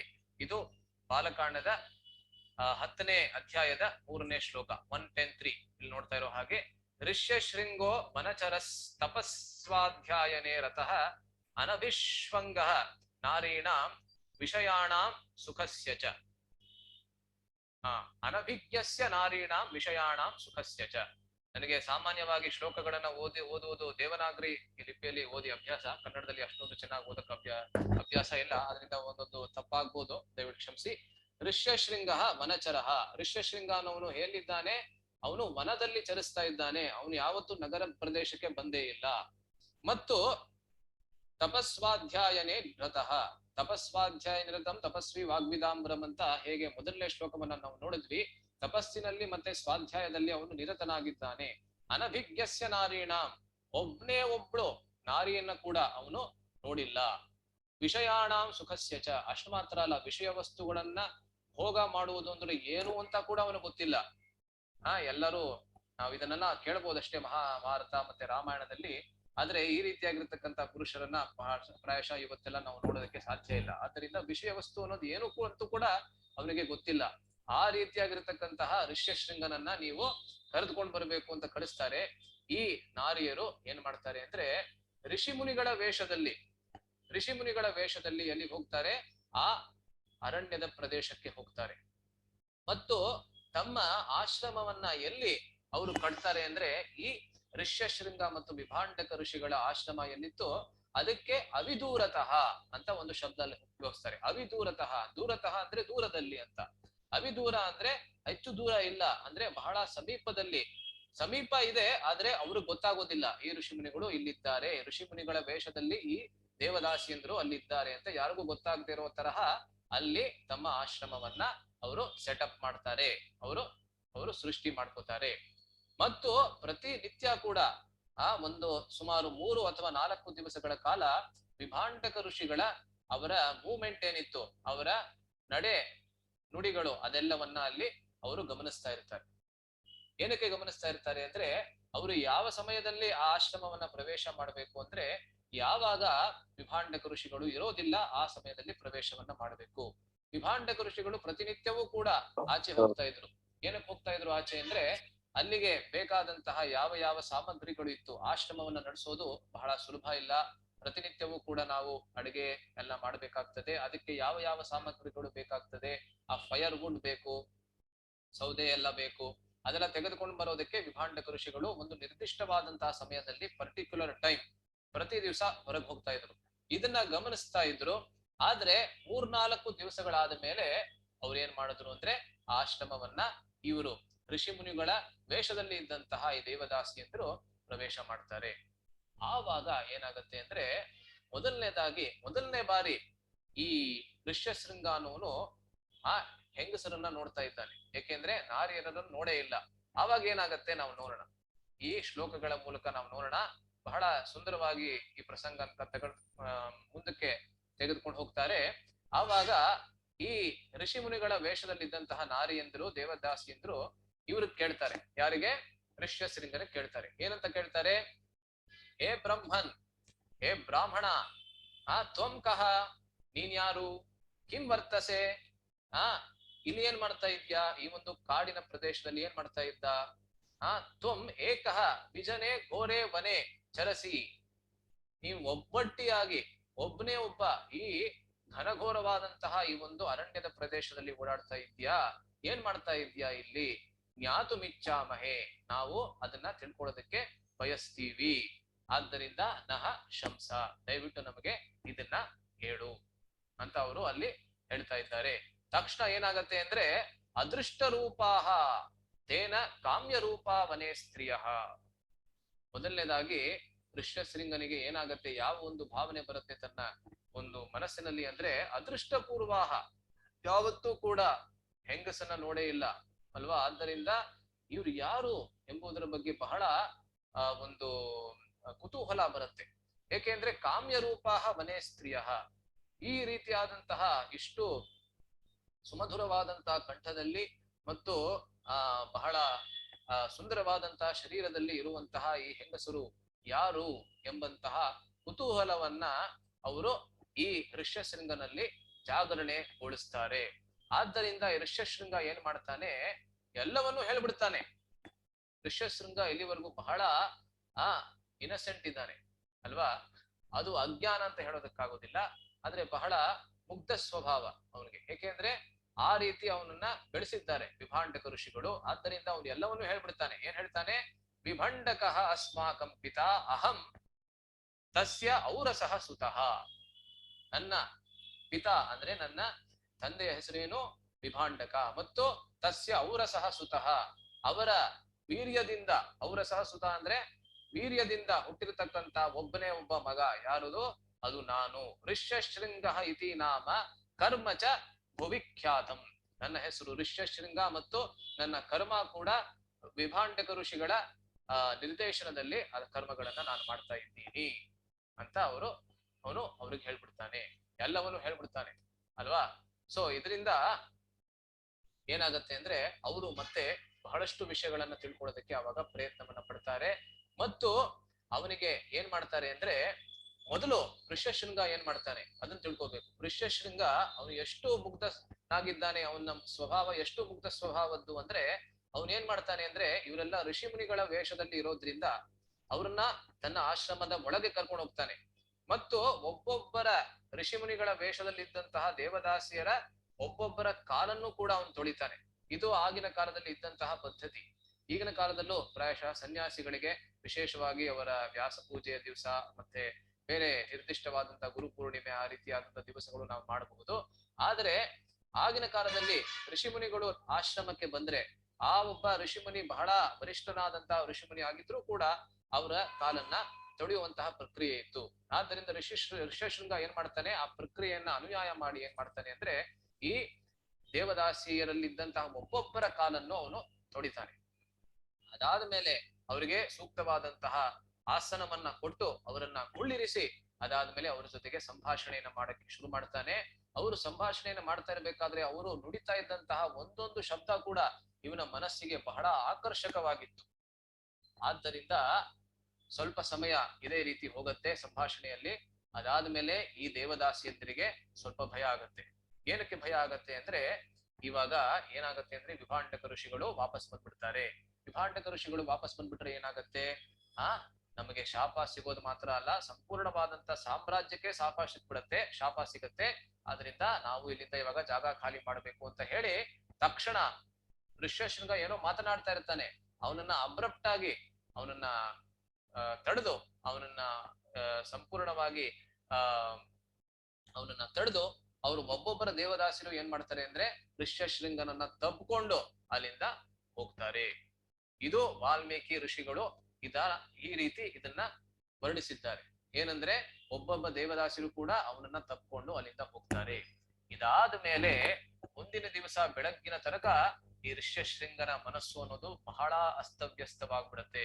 ಅವನ ಮನಸ್ಸಿನಲ್ಲಿ ಬಹಳ ವಿಕ್ಷೇಪ ಅಂದ್ರೆ ಡಿಸ್ಟರ್ಬೆನ್ಸ್ ಬಂದ್ಬಿಡುತ್ತೆ. ಏನಕ್ಕೆ ಡಿಸ್ಟರ್ಬೆನ್ಸ್ ಅಂದ್ರೆ, ಈ ರೀತಿಯಾದಂತ ಮಾತನ್ನ, ಈ ರೀತಿಯಾದಂತ ಆಲಿಂಗನವನ್ನ ಯಾವತ್ತೂ ಕೂಡ ಅವನು ಅನುಭವಿಸಿರ್ಲಿಲ್ಲ. ಆದ್ದರಿಂದ ಈ ರೀತಿಯಾದಂತಹ ವಿಕ್ಷೇಪ ಅವನ ಮನಸ್ಸಿನಲ್ಲಿ ಬಂದ್ಬಿಡುತ್ತೆ. ಸೊ ಇದನ್ನ ಏನಕ್ಕೆ ಇಷ್ಟು ವಿಸ್ತಾರವಾಗಿ ನಾನು ಹೇಳಿದೆ ಅಂದ್ರೆ, ಈ ಕಥೆಯನ್ನ ಹೇಳಿ ವಿಶೇಷವಾಗಿ ಎಲ್ಲ ಆಚಾರ್ಯರು ಕೂಡ, ವಿಶೇಷವಾಗಿ ಗೋವಿಂದರಾಜರು, ನಾನು ಹೇಳಿದ್ದೆ ಗೋವಿಂದರಾಜರು ಅಂತ ಯಾರು ರಾಮಾಯಣದ ವ್ಯಾಖ್ಯಾನವನ್ನು ಬರೆದಿದ್ದಾರೆ, ಅವರು ನಮ್ಮೆಲ್ಲರಿಗೂ ಒಂದು ಪಾಠವನ್ನ ಹೇಳ್ತಾರೆ. ಏನ್ ಪಾಠವನ್ನ ಹೇಳ್ತಾರೆ ಅಂದ್ರೆ, ಈ ಋಷ್ಯಶೃಂಗ, ಈ ದೇವದಾಸಿಯರು ಮತ್ತೆ ವಿಭಾಂಡಕ ಋಷಿಗಳು, ಈ ಮೂರನ್ನು ಕೂಡ ನಮ್ಮ ದೇಹದಲ್ಲಿ ಇರತಕ್ಕಂತಹ 3 ವಸ್ತುಗಳ ಜೊತೆಗೆ ಅವರು ತೋಲನವನ್ನ ಮಾಡ್ತಾರೆ, ತುಲನೆಯನ್ನ ಮಾಡ್ತಾರೆ. ಅಂದ್ರೆ ಅವರು ಅದನ್ನ ಹೋಲಿಸ್ತಾರೆ. ಏನು ಅಂದ್ರೆ, ಈ ಋಷ್ಯಶೃಂಗ ಅನ್ನುವನು ನಮ್ಮ ಮನಸ್ಸಿನ ತರಹ ಅಂತ ಹೇಳ್ತಾರೆ, ಮತ್ತು ಈ ದೇವದಾಸಿಯಂದಿರು ನಮ್ಮ ಇಂದ್ರಿಯಗಳ ತರಹ, ಮತ್ತೆ ವಿಭಾಂಡಕ ಋಷಿಗಳು ನಮ್ಮ ಬುದ್ಧಿಯ ತರಹ. ಯಾವಾಗ ಬುದ್ಧಿಯ ನಿಯಂತ್ರಣದಲ್ಲಿ ಮನಸ್ಸು ಕೆಲಸ ಮಾಡುತ್ತೆ, ಆವಾಗ ಮನಸ್ಸು ಇಂದ್ರಿಯಗಳನ್ನ ಹತೋಟಿಯಲ್ಲಿ ಇಟ್ಕೊಳ್ಳೋದಕ್ಕೆ, ನಿಯಂತ್ರಣದಲ್ಲಿ ಇಟ್ಕೊಳ್ಳೋದಕ್ಕೆ ಅದು ಅನುಕೂಲವಾಗತ್ತೆ.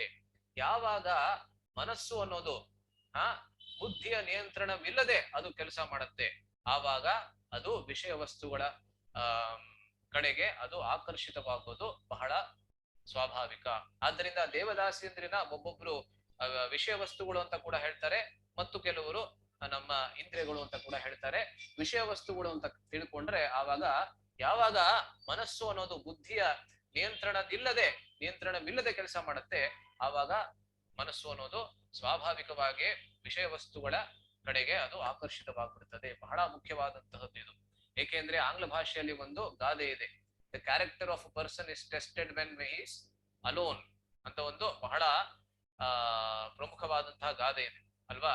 The character of a person is tested when he is alone ಅಂದ್ರೆ ನಾವು ಯಾವಾಗ ಒಂಟಿ ಆಗಿರ್ತೀವಿ ಆವಾಗ ನಮ್ಮ ವ್ಯಕ್ತಿತ್ವಕ್ಕೆ ನಿಜವಾದಂತಹ ಪರೀಕ್ಷೆ ಬರುತ್ತೆ.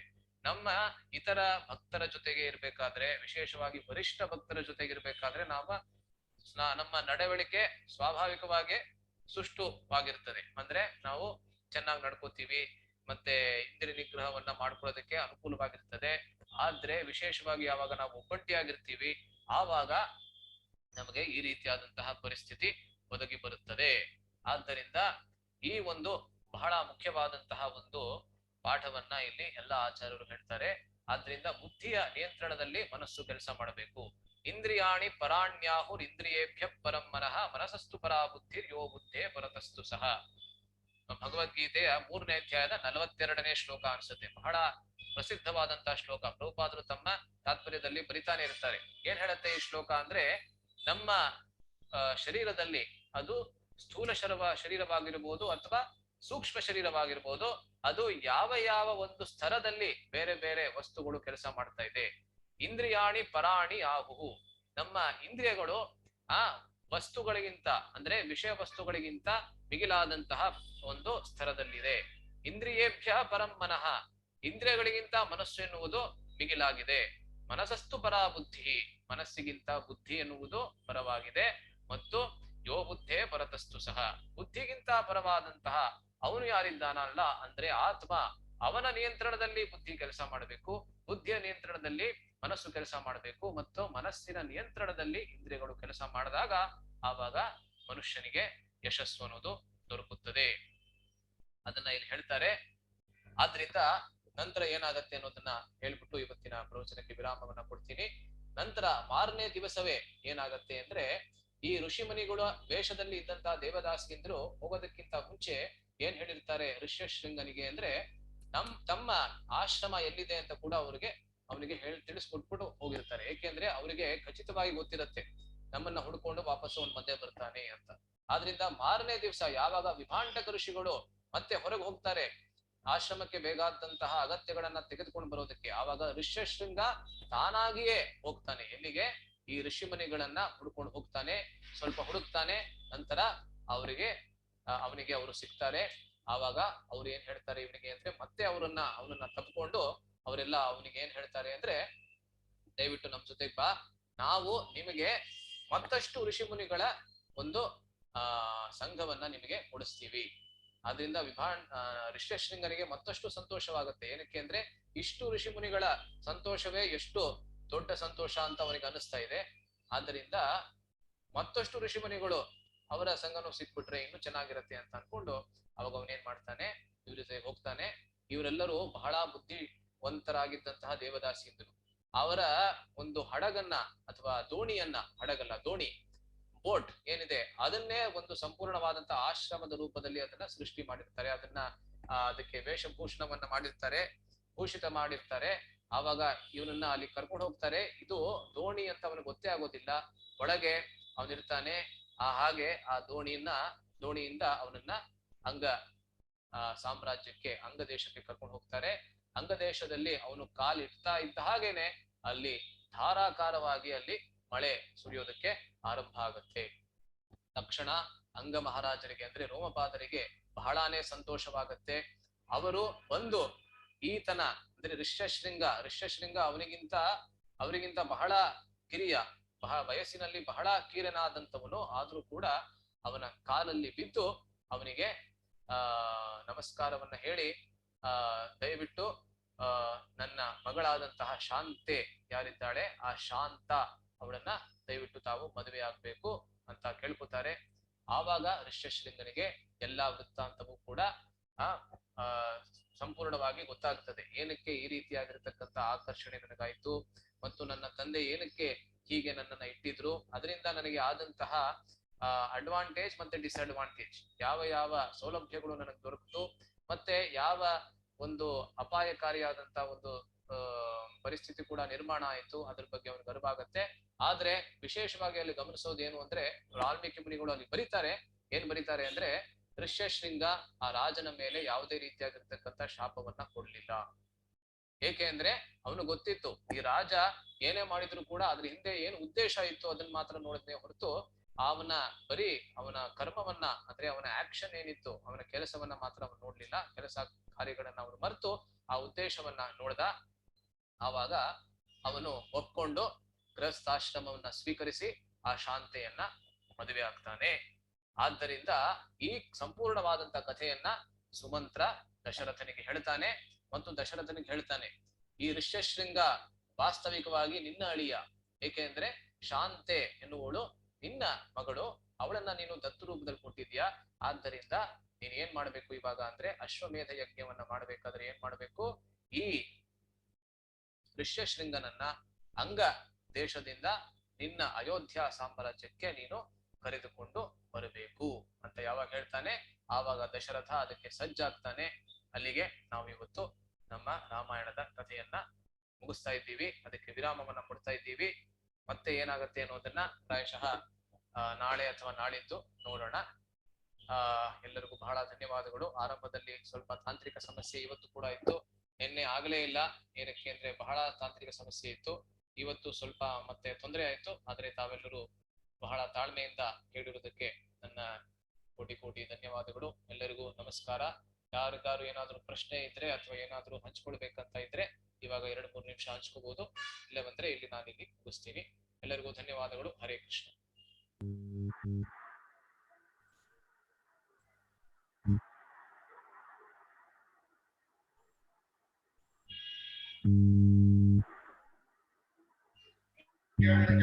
Sir, I had a question.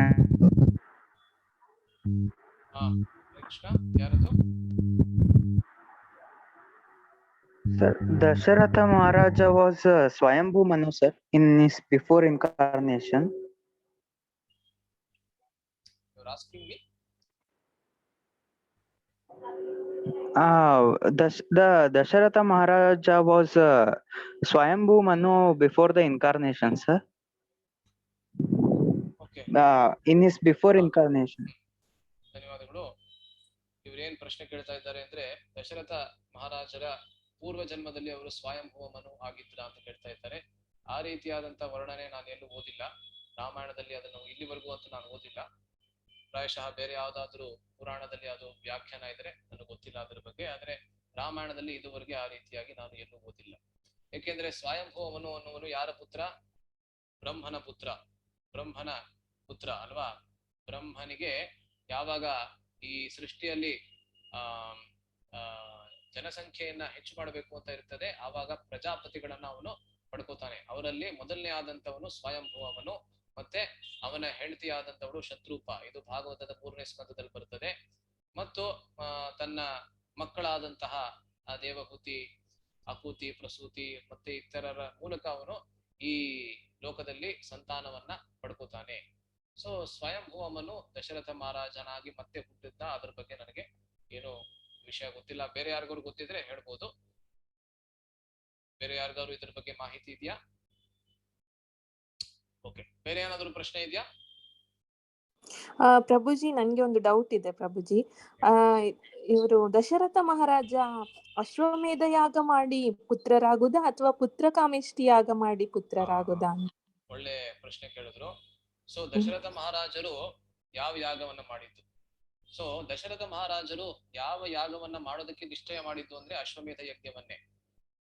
ಮತ್ತೆ ತನ್ನ ಎಲ್ಲಾ ಮಂತ್ರಿ ಮಂಡಲದವರು ಅದಕ್ಕೆ ಸಮ್ಮತಿ ಕೊಟ್ಟಿದ್ದು ಅಶ್ವಮೇಧ ಯಜ್ಞ ಮಾಡೋದಕ್ಕೇನೆ. ಆದ್ರೆ ಋಷ್ಯಶೃಂಗ ಯಾವಾಗ ಅಯೋಧ್ಯ ಸಾಮ್ರಾಜ್ಯಕ್ಕೆ ಬರ್ತಾನೆ, ಆವಾಗ ಋಷ್ಯಶೃಂಗ ಹೇಳ್ತಾರೆ ಏನಂದ್ರೆ, ನೀನು ಅಶ್ವಮೇಧ ಯಜ್ಞ ಮಾಡ್ಬೇಕು, ಆದ್ರೆ ಪುತ್ರ ಕಾಮೇಷ್ಟಿ ಯಜ್ಞವನ್ನ ಕೂಡ ಮಾಡಬೇಕು. ಪುತ್ರರನ್ನ ಪಡ್ಕೊಳ್ಳೋದಕ್ಕೆ ನೀನೇನ್ ಮಾಡ್ಬೇಕು ಅಂದ್ರೆ ಪುತ್ರ ಕಾಮೇಷ್ಟಿ ಯಜ್ಞವನ್ನ ನೀನು ಸಂಪನ್ನಗೊಳಿಸ್ಬೇಕು. ಮೊದಲು ನೀನು ಅಶ್ವಮೇಧ ಯಜ್ಞವನ್ನ ಮಾಡ್ತೀಯಾ, ಅದಾದ್ಮೇಲೆ ಪುತ್ರ ಕಾಮೇಷ್ಟಿ ಯಜ್ಞವನ್ನ ಕೂಡ ನೀನು ಮಾಡಬೇಕು ಅಂತ ಋಷ್ಯಶೃಂಗ ಹೇಳಿದ್ದು. ದಶರಥ ಮಹಾರಾಜ ನಿಶ್ಚಿತ ಮಾಡಿದ್ದು ಅಶ್ವಮೇಧ ಯಜ್ಞ ಅಂತ. ಆದ್ರೆ ಅದ್ರ ಜೊತೆಗೆ ಪೂರ್ಣ ಪುತ್ರಕಾಮೇಷ್ಟಿ ಯಜ್ಞವನ್ನು ಕೂಡ ಮಾಡುವಂತ ಋಷ್ಯಶೃಂಗ ಹೇಳ್ತಾರೆ. Hare Krishna, thank you. ಧನ್ಯವಾದಗಳು. ಬೇರೆ ಯಾವ್ದಾದ್ರು ಪ್ರಶ್ನೆ ಇದೆಯಾ? ಓಕೆ, ಇಲ್ಲ ಅಂದ್ರೆ ಇಲ್ಲಿಗೆ ನಾವು ಮುಗಿಸ್ತಾ ಇದ್ದೀವಿ. ಓಕೆ, ಸೊ ಮುಂದಿನ ಚರ್ಚೆಯಲ್ಲಿ ನಾವು ಬಹಳ ಬಹಳ ಮುಖ್ಯವಾದಂತ ವಿಷಯಗಳು, ನಾನು ಪ್ರತಿ ಚರ್ಚೆಗೆ ಆ ತರನೇ ಹೇಳ್ತೀನಿ ಅಂತ ದಯವಿಟ್ಟು ನೀವು ಅನ್ಕೋಬೇಡಿ. ಆದ್ರೆ ರಾಮಾಯಣದಲ್ಲಿ ಇರ್ತಕ್ಕಂಥ ಎಲ್ಲದಕ್ಕಿಂತ ಮುಖ್ಯವಾದಂತ ವಿಷಯ ಅಂದ್ರೆ ಮುಂದಿನ ಚರ್ಚೆಯಲ್ಲಿ ನಾವು ಚರ್ಚೆ ಮಾಡ್ತೀವಿ. ಮುಂದಿನ ಇದರಲ್ಲಿ ಕ್ಲಾಸ್ ನಲ್ಲಿ ನಾವು ಚರ್ಚೆ ಮಾಡ್ತೀವಿ. ಅದೇನು ವಿಷಯ ಅಂದ್ರೆ ರಾಮ ಲಕ್ಷ್ಮಣ ಭರತ ಶತ್ರುಘ್ನರ ಜನ್ಮ, ಅದರ ಹಿಂದೆ ಇರುವಂತಹ ಮರ್ಮ.